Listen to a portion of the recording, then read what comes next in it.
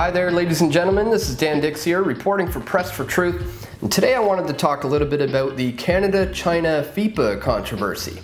Now, as it stands right now, thanks to the Canada-China Foreign Investment Promotion and Protection Agreement, which was just approved by Stephen Harper on Friday, China can now sue Canada in secret tribunals to repeal laws and regulations that interfere with their investments.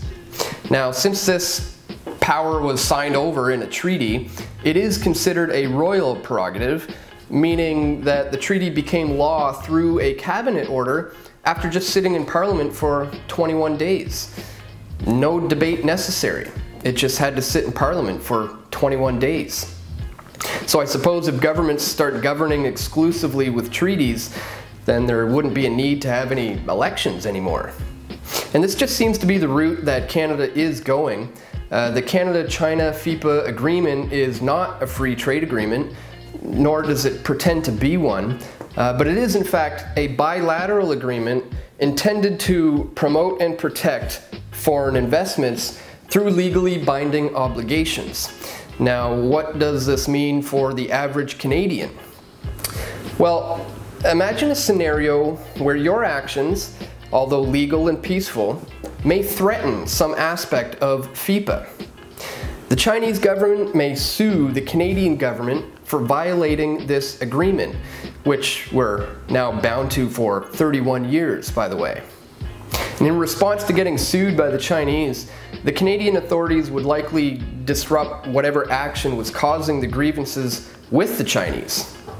But hey, it's no big deal, right? Just don't annoy the Chinese by doing something counter to the FIPA agreement, which was signed in secret without a debate in Parliament. You know, it's kind of like that I don't have anything to hide, so why don't I let them watch me mantra. Well, in actuality, this agreement further erodes, perhaps beyond the point of no return, the classical liberal foundations that this country was founded on. And it's not too far-fetched or conspiratorial to think that the Chinese may be suing the Canadian government in the near future. In fact, as we here at PFT covered in our film United We Fall, the Canadian government has already paid off corporate mobsters that demand Canadian laws change in order to protect their investments.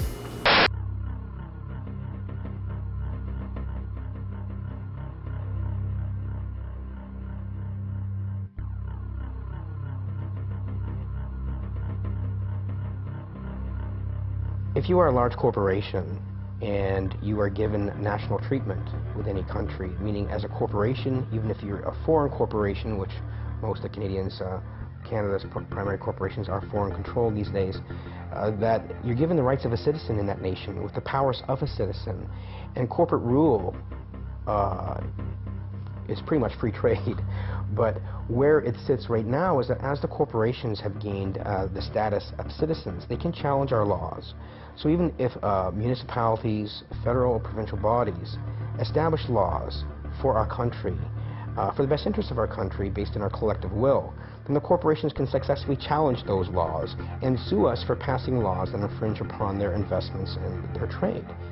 And these are the provisions that allow a corporation to sue a national government if it feels it is not getting the treatment it would be entitled to under NAFTA. The first case against Canada under the investor state provisions was a suit brought by Ethel Corporation from the US that was wanting to market in Canada a gasoline additive called MMT, which is a suspected neurotoxin.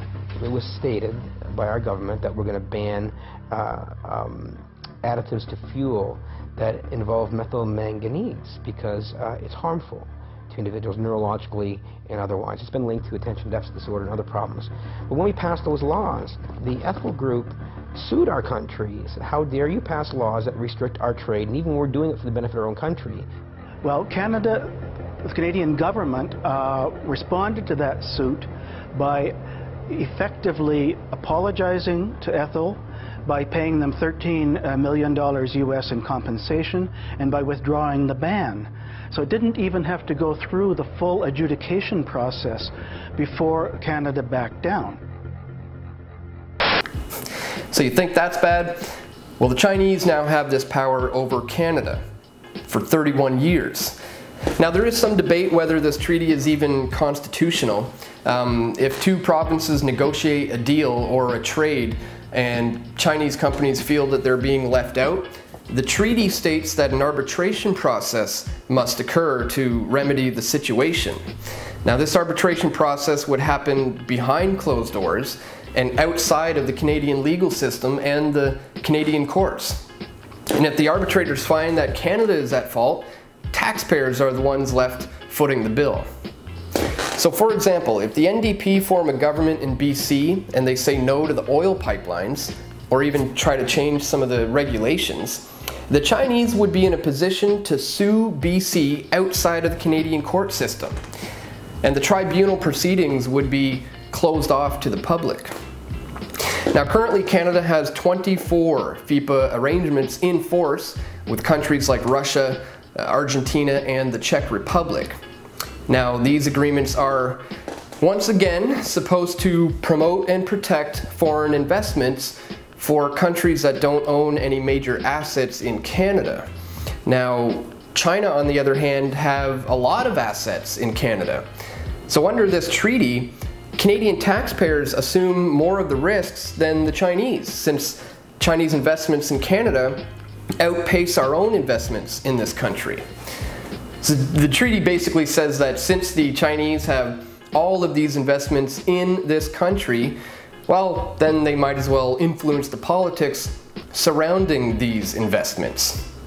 Now, China certainly benefits from access to the Canadian market, but the treaty does say nothing about Canadians' access to the Chinese markets. And despite economic progress, China is still a very closed country with a tough and corrupt legal framework to get through. Now, fortunately, PFT isn't the only Canadian media covering this. Even the opposition parties in the House of Commons are up in arms about this right now. But this treaty was signed over 2 years ago. In fact, I did a video back in October of 2012 warning people about this. I'll include a link in the description so you can check it out. There was even a petition going around at that time as well, but people tend to procrastinate on real issues until it's too late. So basically, FIPA gives global corporate conglomerates the ability to override the Canadian legal system, sue governments, and then charge Canadians for when they feel that their investments are at risk.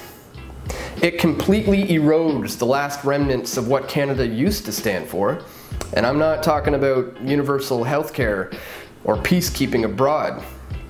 There is a good book out there called The Canadian Founding, John Locke and Parliament, and it's all about the founding debates on the Canadian Confederation and how influential ideas of men like Locke and Thomas Jefferson were on the Canadian psyche in the 1860s.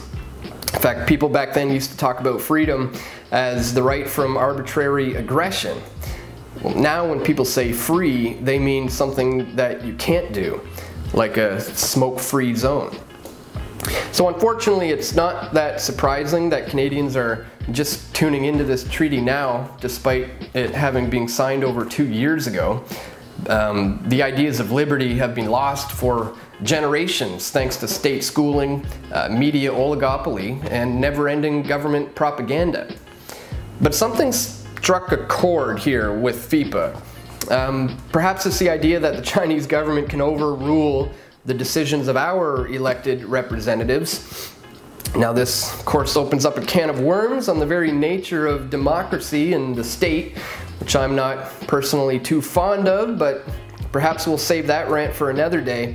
So let me leave you on more of a positive message, or somewhat of a positive message, depending on what your viewpoint is.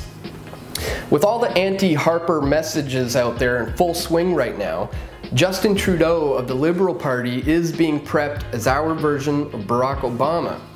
But it seems that Justin and the Liberals voted for the FIPA sellout to China. So perhaps this reminder will jolt voters into realizing that there is no difference between the two major parties.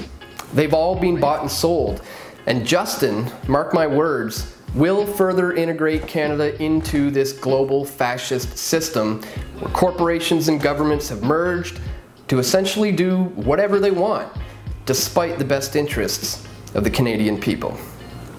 So thanks for tuning in, guys. Be sure to check out the links in the description to where you can find my previous videos on FIPA, as well as to where you can follow us on Facebook, Instagram, and Twitter. And please check out the members area if you would like to show your support at our new website, pressfortruth.ca.